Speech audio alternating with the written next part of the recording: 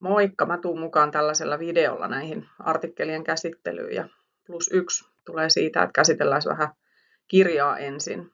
Juslinilla on tällaisen emotionaalisen episodin 5 komponenttia malli ja mä oon heijastellut tällä kurssilla esimerkkitilanteena aasialaista tennispelaajaa, joka menettää täysin malttinsa, kun hänen kognitiivinen herääminen liittyy siihen, että hän häviää selkeästi itteensä huonommaksi rankatulle pelaajalle.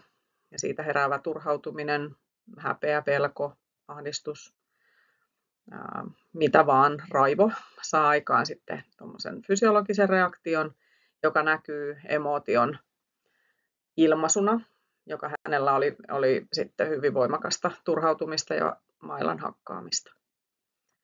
Ja vähän mietin nyt, kun on tätä musiikkia tässä tonkinut, että voisiko olla, että kun hän sitä mailansa siinä hakkaa, niin se yleisön buuaaminen tuntuu hänestä musiikilta. Että hänen kehonsa reagoi siihen buuaamiseen niin kuin se olisi ollut musiikkia. Että jos yleisö olisi ollut kannustavampi, ymmärtäväisempi, myötätuntoisempi omassa äänenkäytössään, niin mikä olisi ollut sitten hänen reaktionsa siihen. Joka tapauksessa mekanismeja, jotka musiikki vaikuttaa, niin ne nousee niin tämmöisistä tiedostamattomista, ekat 5 ja sitten 3 tuommoista hyvin kognitiivista ja vahvasti harkittuakin asiaa. Episodinen muisti liittyy historiaan ja siihen, minkälainen kronologia asioille syntyy. Karageorgis tekee musiikin ja urheilusuorituksen yhteydessä tämmöistä 4 eri vaihetta ennen suoritusta ja sitten suorituksen ajan hän jakaa 2. Eli musiikkia voidaan käyttää suorituksen aikana vaan tunnetilan muovaamiseen tai sitten ihan konkreettisesti sen suorituksen rakentamiseen, vaikkapa uimahypyissä tai paritanssissa tai jotain semmoista. Ja sitten suorituksen jälkeinen musiikin käyttö. Kirjassa on soittolistan laatimisesta kiinnostavaa tietoa ja mua itteeni jäi puhuttelemaan ja kiinnostamaan erityisesti nuo modaliteettikysymykset, kun psykobiososiaalisia komponentteja ja tämmöistä niin kuin niihin liittyviä asioita voidaan jakaa tällaisiin niin kuin laatutekijöihin. Et jos me lähdetään vaikuttaa vaikka tunneilmastoon tai motivaatioon, niin se väistämättä vaikuttaa kaikkiin. Kokemuskehossa ja ryhmän kommunikaatiossa tai valmentajan ja urheilijan kommunikaatiossa muuttuu, kun yhtä tekijää muuttaa. Eli sitä musiikkia kannattaa tähdätä tiettyyn selkeäseen tavoitteeseen. Sitten oli 3 tämmöistä metatutkimusta. Ensimmäinen liittyy Bigliasin ja kumppaneiden tutkimukseen, jossa he kattavan tutkimustiedon kautta puristaa tulokset useammasta tutkimuksesta tällaiseen kokonaisuuteen. Ja kiinnostavin itselleni oli se, että urheilusuorituksessa koettu fyysinen kipu ja rasitus vähenee, tai se kivun kokemus on pienempi silloin, kun siihen on yhdistyneenä musiikki. Siitä esimerkkinä tuommoinen 12 minuutin pyörätesti.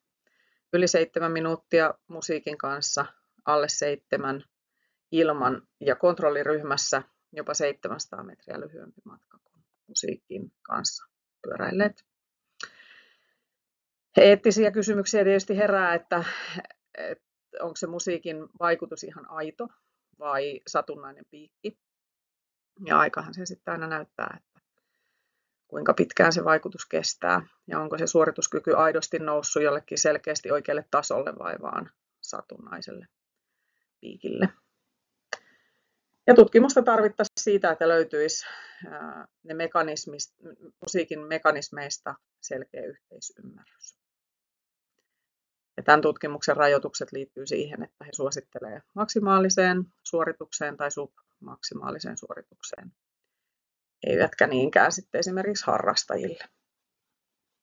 Sitten toinen meta-analyysi, mitä kattelin, on vähän isommasta tutkimusotoksesta, 139 tutkimusta. Mutta samat jutut, mitkä psykologiset, mitkä fysiologiset ja näiden yhdistelmät vaikuttaa suorituskykyyn. Nämä uskaltaa olla kriittisiä ja pohtivat esimerkiksi niin sanottua Mozart-efektiä, Eli innostuttiin Amerikassa kovasti klassisesta musiikista urheilun parissa ja mitä tuloksia se sitten toikaan. Ja ei muuta kuin investoimaan siihen ja huomattiin, että pidemmällä aikajänteellä ja isommilla otoksilla vaikutus oli lopulta aika pientä. Kiinnostavaa on myös tämän artikkelin pohdiskelu urheilun seremonioista ja mikä vaikutus niillä on ja miten niihin musiikki kytkeytyy. Nämä on hyvin kriittisiä siitä, miten tutkimuksia on tehty ja sieltä saakin hyviä ideoita vaikka graduun tai väikkäreihin, että mitä kannattaa ottaa huomioon sitten, kun lähtee tekemään vastaavaa tutkimusta itse. Mutta suorituksia vaan pilkkomaan ja tietyn tyyppistä musiikkia sinne, se tekee hyvää ja pystyy niin pienelläkin musiikkipläjäyksellä vaikuttamaan tiettyyn rajattuun fyysiseen suoritukseen merkittävästi. Sitten vähän vastapainoksi näille ammattilaisurheilijoille, niin tämmöistä ihan vaan liikuntaan ja terveysliikuntaan liittyvä metatutkimus. Isosta massasta 25 tutkimusta, jossa ne pohti sitä, että mikä voi olla musiikin vaikutus tämmöiseen vaikka kuntoutumiseen ja sairastumisen tai loukkaantumisen jälkeen paluuseen. Ja he luovat tämmöisen metateorian, joka perustuu sille, että meidän hermojärjestelmä on ikään kuin semmoinen rytminen laitos. Meillä on unirytmi, ruokarytmi, vessarytmi, kävelyrytmi, hengitysrytmi, sydämen syke. Ja siihen musiikin yhdistäminen on jotenkin luontaista ja keho on sille altis.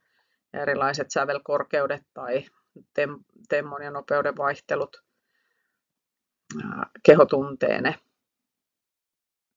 Ja sitten heillä on siellä niin kuin monenlaista näyttöä siitä, miten esimerkiksi kuntoutuksessa symmetria paranee ja liikkeiden koordinaatio paranee, tasapaino paranee ja sitä kautta saadaan myös suorituskykyyn sitten hyvä nousu. Ja kiinnostavaa on se, kun lähdettiin tämmöisen niin kuin liikunnan ja terveysliikunnan näkökulmasta tähän metatutkimukseen, että mitä vähemmän intensiivistä harjoittelua, sitä voimakkaampi vaikutus sillä musiikilla yhdistettynä suoritukseen oli. Ja tässä heidän lopullinen metateoriansa, jota luetaan tuolta ylhäältä alaspäin, ja se etenee niin, että musiikki on mukana siinä harjoituksessa, ja sen vaikutukset on toisaalta tiedostamattomia, refleksinomaisia, ja toisaalta sitten semmoisia harkittuja ja kognitiivisia. Ja sitten se tulee sitä kautta niin kuin takaisin, kun liikkeiden synkronia ja henkilökohtainen kokemus siitä, että oliko tämä musiikki nyt hyvä, niin antaa vastetta psykologisella tasolla, neuropsykan tasolla ja sitten siinä niin toiminnan sujumisen tasolla. Ja siihen tulee sitten kehollisia vasteita suorituskyvyn näkökulmasta. Teoria kaipaa vähän jatkotutkimusta, että siellä tarvittaisiin eri ryhmien ja eri kuntoutusmenetelmien ja erilaisten harrastajien, eri lajien tutkimusta. Mutta idea on nyt olemassa ja sitä voi hyödyntää sitten eteenpäin. Kiitoksia tästä. Palataan pian.